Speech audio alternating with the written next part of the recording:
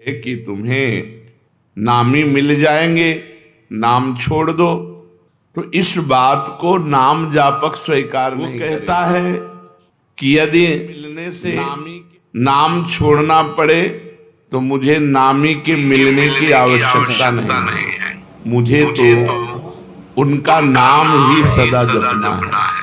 ऐसे नाम प्रेमी से भगवान कितना प्रेम करते हैं वो तो केवल भगवान ही जानते हैं। गोसाई जी कहते हैं कि जो ऐसा नाम का मतवाला है उसका इस कराल कलिकाल में आदि मध्य और अंत तीनों में ही, तीनों कालों में ही परम कल्याण होता है। जिसको भगवान से भी बढ़कर भगवान का नाम प्रिय है, यहाँ तक कि भगवान के सामने आने पर भी भगवान का नाम नहीं छोड़ता, उसका आदि मध्य और अंत तीनों महामंगलमय है। ताको भलो कठिन कलिकाल हूँ, आदि मध्य परिणामो, प्रिय राम नाम ते जाहि न रामो। बड़ी महिमा की बात कह रहे हैं। सकुचत समुझि नाम महिमा, मद लोभ मोह को कामो। राम नाम जप निरत सुजन पर, करत छाह घोर घामो। जो नाम प्रेमी है, नाम जब चलता है हर समय तो अभिमान, लोभ, अज्ञान, क्रोध, काम ये सकुचा कर उस हृदय से भाग जाते हैं। जिस हृदय में निरंतर ऐसे नाम चलता है कि नाम के समान नामी से भी प्यार नहीं, जितना नाम से प्यार है, उस हृदय में अभिमान, लोभ, अज्ञान, क्रोध और काम ये सकुचा कर भाग जाते हैं। सामने नहीं आते, उसे परास्त नहीं करते, उसे जलाते नहीं। जो भक्त सदा नाम जप करता रहता है वो कड़ी धूप में भी छाया का अनुभव करता है, अर्थात भयानक दुख की परिस्थिति में भी भगवान की कृपा का, भगवान की दुलार का अनुभव करता है। भयानक विपत्ति भी सुख रूप बन जाती है जो नाम जप करता है। गोस्वामी जी कह रहे कि आप विचार करके देख लो, नाम प्रभाव सही जो कहे को, शिला सरोरुह जामो। सो सुनि सुमिरी भाग भाजन भई, सुकृत शील भील भामो। यदि कोई कहे कि भैया हमने तो देखा है नाम का प्रभाव कि पत्थर में कमल उत्पन्न हो गया, बोले मान लेना, संशय मत करना, दिमाग खराब है। पत्थर में कहीं कमल होता है?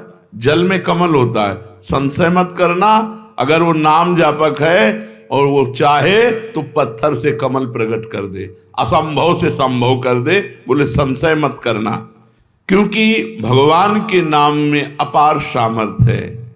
नाम को सुनने से, नाम को स्मरण करने से भीलनी सबरी भी परम भाग्यवती तथा शील और पुण्यमयी बन गई। तो क्या नहीं हो सकता नाम से। नाम वाल्मीक अजामिल के कछु, हु तो न साधन सामो। उल्टे पलटे नाम महातम, गुंजन जितो ललामो।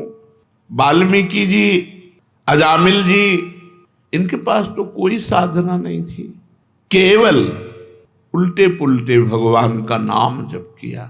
भगवान की नाम महिमा ने घुंघची को जवाहरात बना दिया, घुंघची को जवाहरात बना दिया, अर्थात जो बेकार था उसे महामूल्यवान बना दिया उल्टे पुल्टे नाम जप करने से।